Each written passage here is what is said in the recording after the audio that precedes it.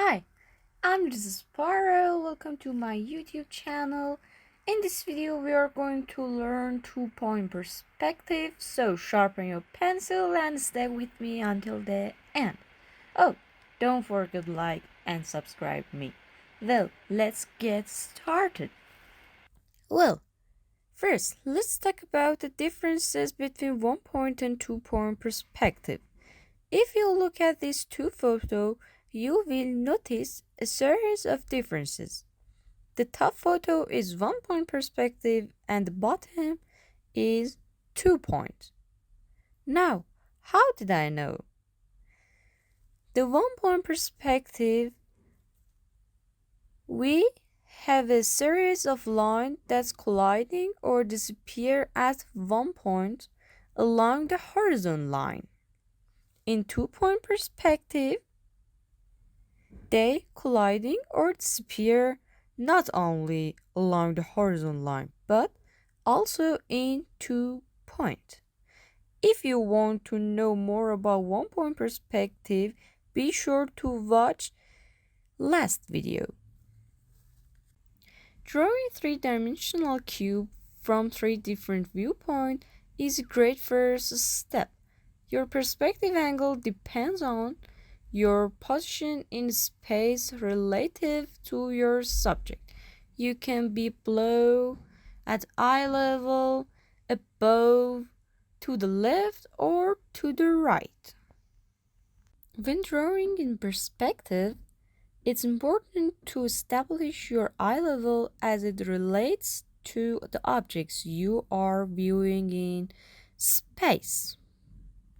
First, let's notice that our horizontal line is coming through the center of our page here. On the left and the right side of this horizontal line, we have our two vanishing points, therefore 2 point perspective. Let's first take a look at a symmetrical box that's put pretty much right on your horizontal line. Notice how the top and bottom edge of this box, they are moving away from us in space. So they're converging back to our vanishing points. If we take a look at another box, seen from a different view, as if we're looking below it, as if it's been raised up in space, notice something that happens. If we look at the top of edge of this box, notice how that it's traveling downward toward the vantage point. If we look at the symmetrical box from above, the top plane is revealed and opposite happens.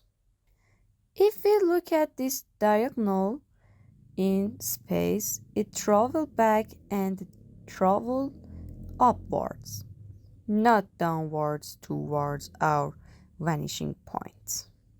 Drawing this simple geometric shape from different angles will strengthen your ability to draw buildings from any vantage points.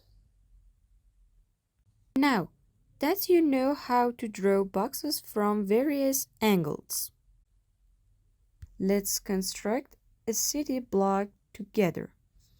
Imagine you're walking down the city street, and of course, the buildings that you pass by on a regular day aren't gonna be as unified as this.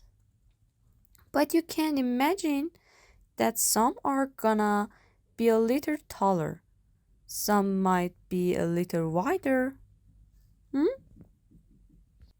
But basically, this is a format that you can use to construct your own environment. Let's build a city. Here, our first building. We can imagine we're standing right at the street corner, looking at this building. As we build the rest of our city, our buildings will get smaller and smaller as we move down the street along our main converging diagonals. Now that we have the main street sense, let's warm up by drawing doors and windows. Our eye level is the same, so the rectangles we placed on the facades follow the same visual perspective as our buildings.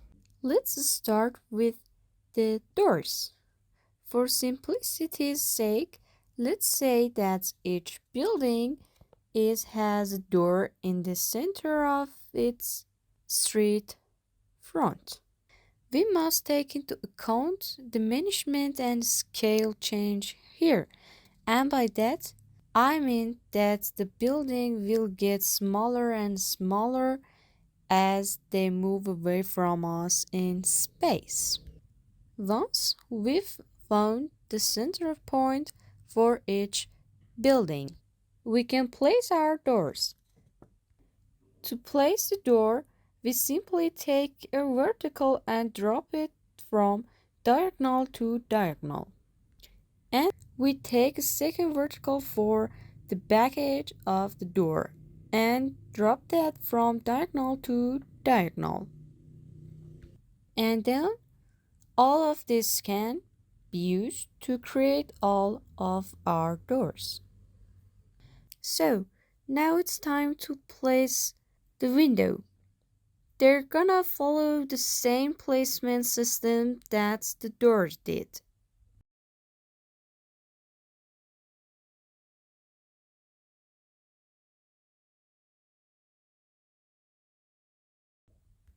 Well, the city we built looks strange and soulless. So, let's give it soul by adding detail.